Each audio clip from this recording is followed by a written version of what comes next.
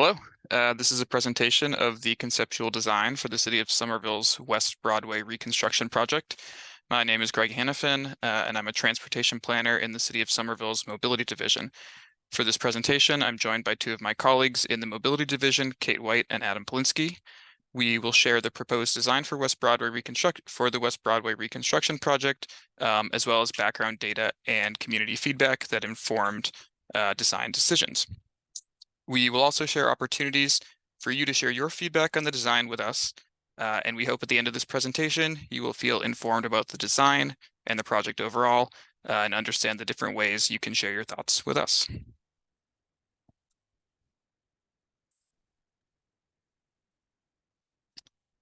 Here are the questions that we will address in this presentation.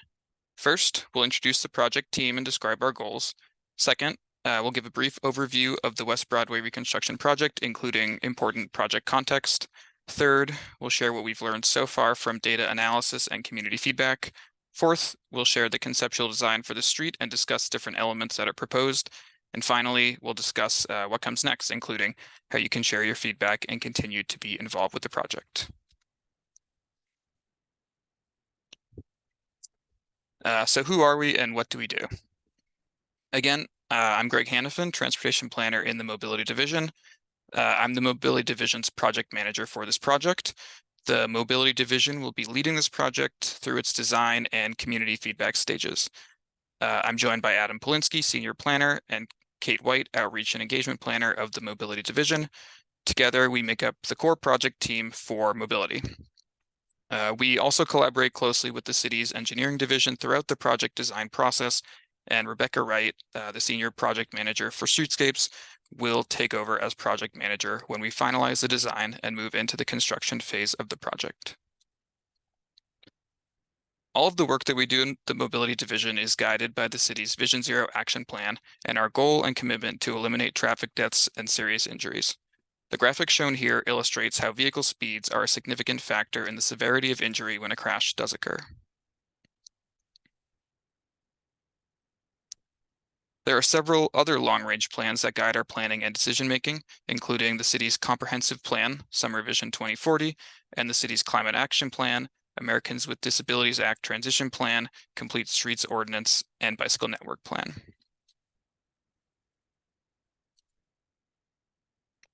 Now let's begin to dig into the West Broadway Reconstruction project.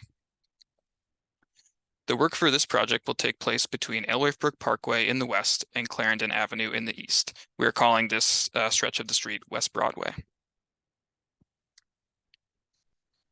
This project is being conducted through the Pavement and Sidewalk Management Program, which is the city's annual program to manage the upkeep of roads and sidewalks.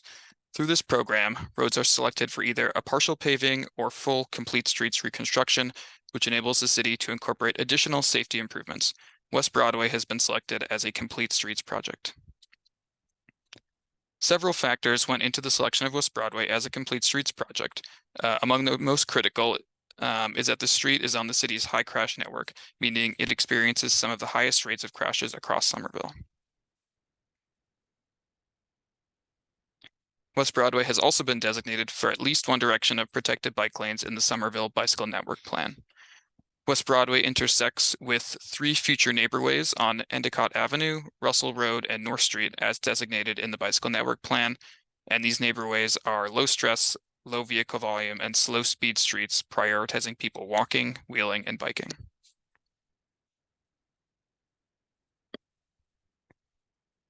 This slide shows what is and is not included as part of a complete streets project.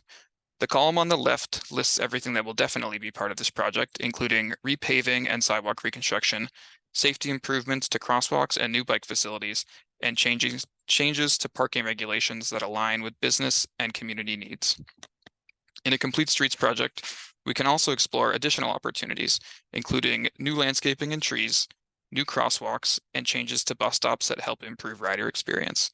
Complete streets projects such as this one do not include substantial underground utility work, street lighting, or changes to the street network, including making streets one-way. This project kicked off in the fall with the first round of community outreach, which focused on the challenges our community members currently face on West Broadway. We will share an overview of the feedback we heard later in this presentation.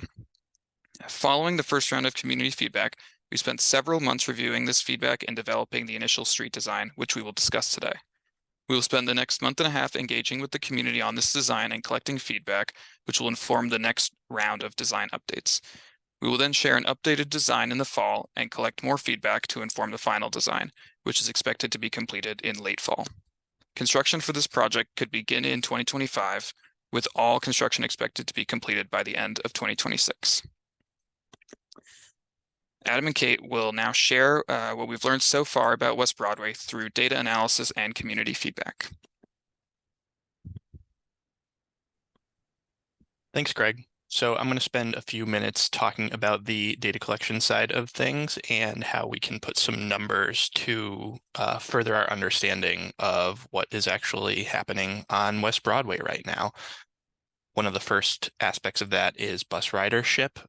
What we were able to collect using data from the MBTA is that on an average weekday in fall of 2022, about 1,500 rider trips started or ended on West Broadway over 3 bus routes, the 87, the 88, and the 89.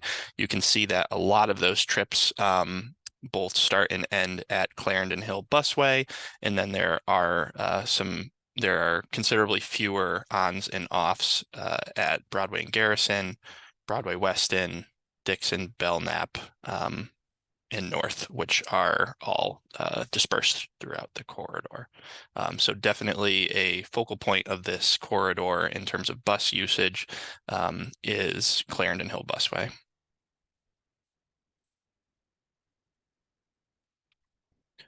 We also want to understand what the safety landscape looks like out there currently. What we were able to find from crash reports, knowing that that is not always a complete picture of what is actually happening on the street, but it is the best data we have because it is what was actually reported, is that there was 30 crashes on West Broadway in the time period between 2018 and 2023. Of those, most were between 2 motor vehicles or where a motor vehicle hit something else, maybe a tree or utility pole. But 4 involved a person walking, rolling, or biking, which are of particular concern to us because those are the ones that tend to result in the most significant injuries. And you can see that 2 of those crashes were at the crosswalk outside of the Clarendon Hill Towers going to Stop and Shop, in that there was 1 pedestrian and 1 bike crash over at North Street. So all of those vulnerable user crashes were on the western side of the corridor and definitely became an area of focus for us. As I mentioned, crash reports don't always tell the full story of what safety looks like on the street or what may be happening, particularly in regards to things like near misses. So one additional piece of data that we've been collecting more recently to help us understand how people are interacting on the street is something called a crosswalk compliance study.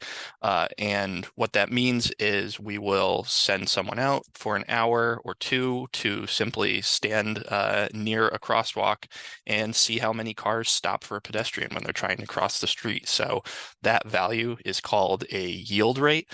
And what you can see at the Clarendon Hill crossing is that there is a 74% yield rate for westbound vehicles at this crosswalk and 88% in the eastbound direction, meaning that 3 out of 4 cars are stopping when a pedestrian's approaching the crosswalk on the west, heading towards Alewife Brook Parkway, and that almost 9 out of 10 are stopping as they're coming off of Alewife Brook Parkway. So this is just a snippet of data. It doesn't necessarily tell the whole story, but it is something that we are trying to do more of, trying to study this at different crosswalks. Ideally, we'd even come back here after the project is complete and understand how the changes we've made will have affected this value. And while I don't think we're ever going to get fully to 100%, I think we want to get as close as we possibly can and get these numbers up. One thing that impacts the two slides that we were just discussing with regards to crashes and crosswalk compliance is the volume and speed of moving traffic.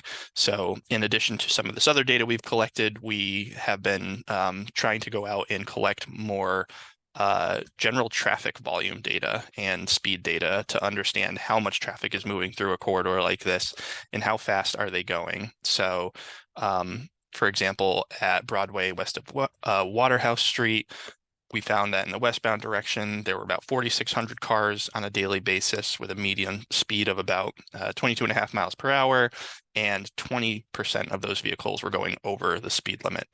In the eastbound direction, the volume was higher at about 6,200 cars per day with a slightly lower median speed of 20 and only about 14% of vehicles going over 25.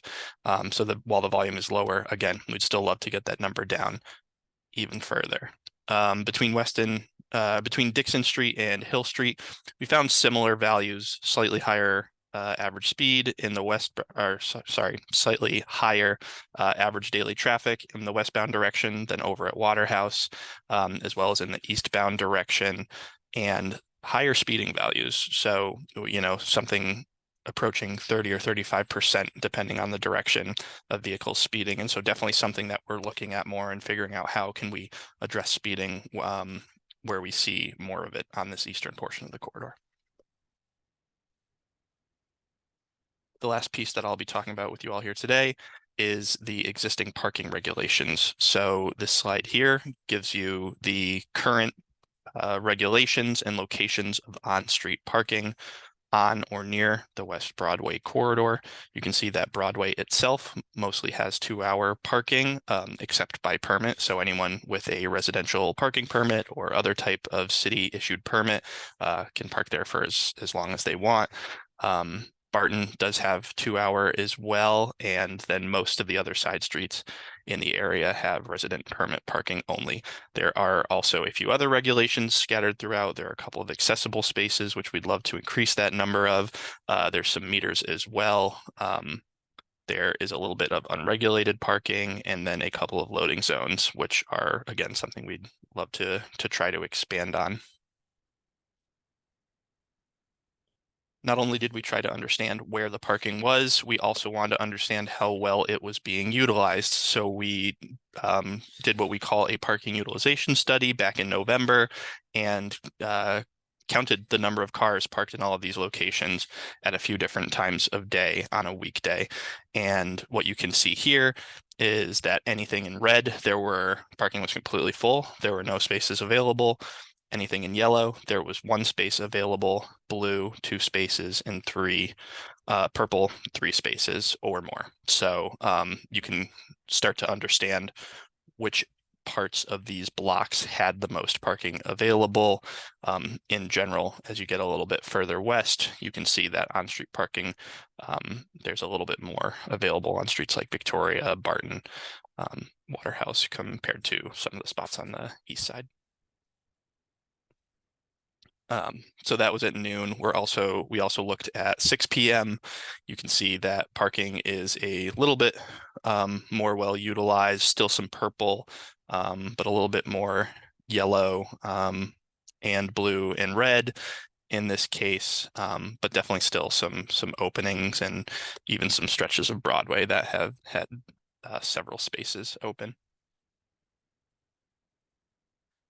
And then at 9 p.m., which we typically consider our overnight count when we do the most, when we have the most well-utilized parking typically in Somerville, because we have the most people generally parking overnight.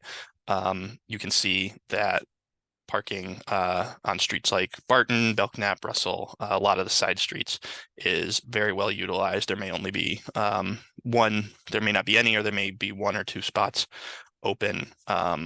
But that, interestingly, on Broadway, for example, parking, actually, there is a little bit more availability. And I think one of the takeaways that we learned was that as much parking is available on this corridor, there is still some space that we can try to utilize. And with that, I'm going to pass it over to Kate to talk a little bit about the community engagement we've done over the last few months. Thanks, Adam. So hi, folks. Again, my name is Kate White. I'm the Outreach and Engagement Planner. So from September 19th last fall to December 6th, we worked to engage community members and gather feedback around transportation safety issues, concerns, and priorities for this stretch of Broadway to really inform the future redesign of the street. We hosted a virtual community meeting. We blocked walk to local businesses. We posted flyers on nearby homes. We shared flyers at nearby farmers market and hosted a street outreach pop-up. We conducted an online feedback survey and facilitated an online public input map and hosted a couple of specific in-person meetings, such as one at Clarendon Hill Towers. In addition, we took the time to really go through any inquiries we had received over the last 2 years just regarding this stretch of street to just learn again as much as we can about the context and safety concerns here. We heard a range of feedback. Greg, do you want to take us to the next slide? For full details, we've actually produced a community engagement report called the pre-concept design feedback report, available on our project website, where we really go into detail of the specific comments or things that we heard in the variety of activities that we hosted. But today I'm going to talk a little bit in summary of the different things or different elements that we heard. Regarding public transit, community members shared about bus delay due to, congestion on the street. Some requested a peak hour bus lane, while some also shared their skepticism around the effectiveness of bus lanes. Some asked if transit signal priority could be considered to help buses move faster, especially at intersections. And many advocated for prioritizing bus riders, especially from the Clarendon Hill community, to improve connectivity to the larger part of Somerville. And some requested more benches and shelters at high boarding bus stops. Regarding biking, community members shared their desire for safe biking facilities in both directions of Broadway and advocated for more bike parking at by local businesses to be able to frequent them. Some advocated for as many floating bus stops as possible to remove the conflict with people biking as well as when the bus is pulling over to the stop. Some shared their opposition or concerns about bike infrastructure and conveyed that it negatively impacts older adults or people with disabilities who might rely on walking or driving more. And some suggested that the design only included a protected bike lane in one direction as designated in the Somerville Bicycle Network Plan that should be located in the uphill direction. Many share that they currently feel unsafe biking on West Broadway. This ranged because of the poor pavement quality to having to share the road with vehicles going at high speeds when the road isn't congested. And some share that they would only bike on West Broadway if there were protected bike lanes at sidewalk level or curb separated. Regarding sidewalks, community members shared that some sidewalk panels need to be fixed as they have been upended by large tree roots or are cracked, making them hard to walk over. And some advocated for new and wider sidewalks to help increase pedestrian traffic and support small business patronage. Some advocated for continuous sidewalks at small intersections or installing raised crosswalks to encourage vehicles to slow down when turning onto side streets. And some community members shared that some of the current sidewalks do not even have accessible curb ramps. Regarding unsafe driving, people shared their safety concerns, especially at the entrance and exits at the gas station and other intersections, especially where you're seeing those larger turning conflicts, really creating vulnerability for people walking and rolling. Some advocated for more signage on the street or flashing lights at intersections to communicate to people driving to slow down. And others shared that the congestion seems to prevent speeding. However, it can result in folks kind of acting or seeing more poor behavior, such as going through red lights or not yielding at crosswalks because people are frustrated over this congestion. Next slide. So community members shared about the poor pavement condition, and some advocated for ensuring that new pavement also be very durable against the high volume of trucks and buses that use the street. And some advocated for simply repaving the streets, while others really advocated for more traffic calming over fears that the better pavement quality could increase or result in increased speeding. Community members discussed congestion, especially backing up from Teal Square and approaching Alewife Brook Parkway. Although outside the scope for this project, folks really advocated for intersection redesigns and evaluations of signal timings. Some described that higher volumes coming in and out of Somerville rather than from the Arlington side, in addition to the lack of left turn option from Somerville off of Alewife Parkway causes congestion. And we've also seen folks taking left turns and right turns on the red light during the pedestrian phases at that intersection. Some folks share that severe congestion in Teal Square can really hold up the buses traveling to Davis Square. And some even describe that they've chosen instead to take instead of taking the bus from Clarendon Hill to Davis Square, they've walked and even beat the bus because of this congestion. Around amenities, folks advocated for more trash cans, especially near the area of North Street, and then also requested more enhanced parking enforcement just to ensure that those regulations are being complied with. And then regarding parking, some people shared that parking can be necessary for business operations, but that walking and biking infrastructure could be even more critical to be able to frequently access small businesses. Some shared that parking or curbside access is critical for, loading and unloading needs, especially picking up takeout or unloading product from large trucks. And then some asked the city to consider more electrical vehicle charging options. And then around the environment, community members advocated for more green space, especially with opportunities to sit and enjoy the street with benches and shade coverage. Some advocated for using the wide sections of the sidewalk on Broadway for new tree plantings. And some showed that there are segments on Broadway with no trees, really making the street less comfortable to walk on. And in our outreach, the topic that we heard the most about was crosswalk concerns. Over and over again, we heard issues regarding a multitude of crosswalks up and down the street. Many people described how they feel people driving often fail to yield to people trying to cross and speed through the crosswalk when the street isn't congested. Many advocated for improvements at crossings, like we mentioned earlier, but things like flashing crosswalk signs, raised crosswalks and crossing islands.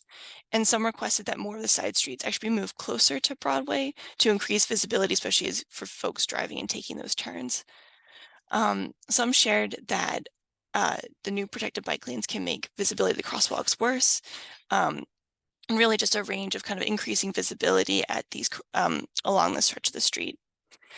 We got to ask community members about the intersections on Broadway that they feel the least safe on, and the most mentioned intersections were Clarendon Hill Towers and Stop and Shop, Clarendon Avenue, and specifically the crossing across Clarendon Avenue, parallel to Broadway, and LI Parkway.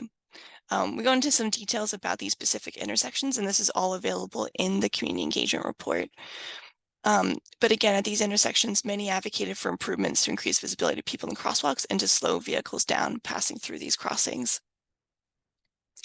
We wanted to share a few online survey highlights. Of the 226 community members who took our survey, 68.4% live in close proximity of West Broadway. We also found that over 70% share that they use the street to get to businesses, get to businesses. When asked how important it was to address a series of transportation-related items, the two most selected as very important were improving safety at existing crosswalks and tackling vehicle speeding. And this graph to the right highlights the top 3 transportation-related concerns folks selected. So we arranged these in most mentioned to least mentioned. And as you can see, the 3 top were vehicles are feeling unsafe while biking, that the street and asphalt is in poor condition, and vehicle speeding. So for upcoming outreach, over the next couple months, we will be doing a variety of outreach to gather feedback on the concept design. This includes encouraging folks to join us at our virtual office hours on Thursday, April 25th from 5:30 to 7:30 p.m. And with that link available on the project website. We've got a feedback survey available now to gather your insight and input on the concept design. We'll be flyering nearby homes to promote the survey and other engagement events, and block walking to local businesses to talk directly with business owners and managers. We hosted an open house on April 13th where community members could come and talk to the project team and learn more about the concept design. And we'll be also conducting street outreach, a street outreach pop-up on North Street on May 14th. This might be subject to any inclement weather, so just make sure to check back on the website if we have any changed dates. And we'll also be hosting some in-person meetings, more specifically at Clarendon Hill Towers and with Weston Manor tenants. And throughout the next month and a half, we'll also be sending out email updates through our Mobility Monthly newsletter, direct emails to folks who have attended our engagement events, posting in the City Weekly newsletter, and posting in city social media channels. And feel free at any time to reach out to the project team at transportation@somervillema.gov. So with that, I'm going to hand it back to Greg to talk more about the concept design. Thank you, Kate. Before we jump into the design, I want to discuss some of the big picture design elements.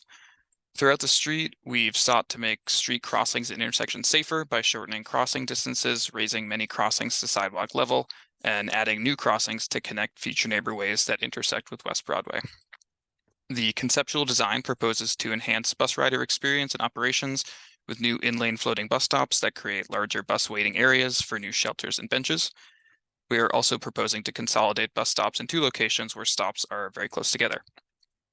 We are proposing to install protected bike lanes in both directions on West Broadway, and this proposal was made following a comprehensive evaluation of traffic and crash data, as Adam shared, community feedback, as Kate shared, and important bike connections, including Davis and Teal Squares, the Somerville Community Path, and the Alewife Brook Greenway. The protected bike lanes proposed for West Broadway include a mix of sidewalk level and street level protected bike lanes, with the proposed street level protected bike lanes featuring precast concrete curb protection. The conceptual design retains one side of on-street parking for the majority of West Broadway, prioritizing preservation of parking and loading near businesses. At this stage in the project, we are not proposing specific parking regulations, and an important next step of the project will be engaging with businesses and community members to determine priorities for parking regulations. Finally, a number of locations along West Broadway, we are proposing to open up new spaces for street beautification and amenities, which could include things like new street trees and trash and recycling bins. I'll now walk you through the proposed design going from west to east. The map on this slide shows the existing conditions on Broadway between Alewife Brook Parkway and Barton Street. Currently, there is one lane of traffic in each direction, with parking predominantly on the north side of the street and a small amount of parking on the south side of the street. All street crossings are street level, with the crossings across Broadway between Clarendon Hill Towers and Stop and Shop, 2 crossings between the Clarendon Hill Busway and the Somerville Veterans Cemetery, and 2 crossings on either side of North Street. There are currently no bike facilities. Here's the proposed design for this stretch of the street. One lane of traffic is being maintained in each direction, with the addition of a designated left turn lane approaching Alewife Brook Parkway westbound. Protected bike lanes are proposed in both directions, with the westbound protected bike lane at sidewalk level and the eastbound protected bike lane at street level. All crossings across Broadway have been shortened using curb extensions. For the crossing between Clarendon Hill Towers and Stop and Shop, we have developed 3 different concepts that we want to hear from the community about preferences. All 3 feature a raised crossing to sidewalk level and propose to include rectangular rapid flashing beacons, which are flashing yellow pedestrian signals activated by a push button. We are proposing to consolidate the crosswalks between the busway and the cemetery from 2 to 1, which would create a new permanent off-street location for the Blue Bike Station on West Broadway. Currently, the station is on-street and needs to be removed each winter. A crossing study revealed that the second crosswalk here had low utilization compared to the one that is shown as remaining. We are proposing improvements to all side street crossings, with raised crossings across Waterhouse Street and Barton Street, and a curb extension at Victoria Street to narrow the crossing. We are proposing to consolidate 2 close bus stops in the westbound direction and create a new larger floating bus stop across from the busway. The bus stop in the busway will remain in the same location. On-street parking is proposed to be retained along the north side of the street, where the majority of the parking is currently. Moving east, the map on this slide shows the existing conditions between North Street and Endicott Avenue. Like the previous section, there is 1 lane of traffic in each direction. There's parking on both sides of the street, with slightly more parking on the north side of the street. There are street level crossings across Broadway between Garrison Avenue and Belknap Road, and between Farragut Avenue and Russell Road. And again, there are no bike facilities. In the proposed design, the protected bike lanes continue in both directions, sidewalk level westbound and street level eastbound. Most of the parking on the north side of the street is maintained for this stretch. At the intersection of Garrison Avenue and Belknap Street, the crossing across Broadway is shortened with a curb extension. Crossings across both of these side streets are raised to sidewalk level. The existing pair of bus stops is maintained, In the westbound direction, the bus stop is shifted slightly east and a new, larger floating bus stop is proposed. For the block between Russell Road and Endicott Avenue, we have developed 3 different concepts that prioritize safe connections between the future neighborways on those 2 side streets. All 3 concepts feature raised crossings across Broadway and side streets, a new crossing between Endicott Avenue and Watson Street, and protected bike facilities.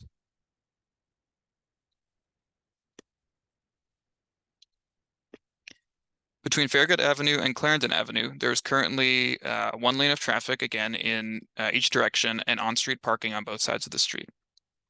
In addition to the crossing between Farragut Avenue and Russell Road, there is 1 street-level crossing between Weston Avenue and Dixon Street that features curb extensions. Once again, there are no bike facilities.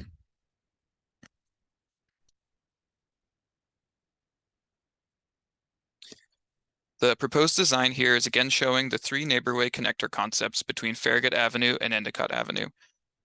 Between Endicott Avenue and Clarendon Avenue, protected bike lanes are proposed at sidewalk level in the westbound and eastbound directions. All side street crossings on this stretch are proposed to be raised to sidewalk level. 2 new larger floating bus stops are proposed, with 2 close bus stops in the westbound direction proposed to be consolidated into 1 bus stop. Between Endicott Avenue and Weston Avenue, on-street parking spaces are maintained on the south side of the street in front of the businesses on that block. And east of Weston Street, on-street parking spaces are maintained on the north side of the street. East of Clarendon Avenue, the approach to Teal Square in the eastbound direction is the same as existing conditions, with 2 travel lanes, 1 dedicated right turn lane onto Holland Street, and 1 lane for vehicles traveling straight onto Broadway and turning left onto Curtis Street. That completes our overview of the conceptual West Broadway design. The full design is now available on the project website for you to view. On this slide is a sample street view rendering with many of the proposed design elements shown and labeled. The vantage of this rendering is in front of the Clarendon Hill busway facing east, with a photo of the existing conditions shown in the top left corner. Likewise, this street view rendering is also now available to view on the project website. And with that, I will pass things to Kate to share what comes next. Thanks, Greg. So really, we're looking forward to hearing from folks and your feedback on the concept design.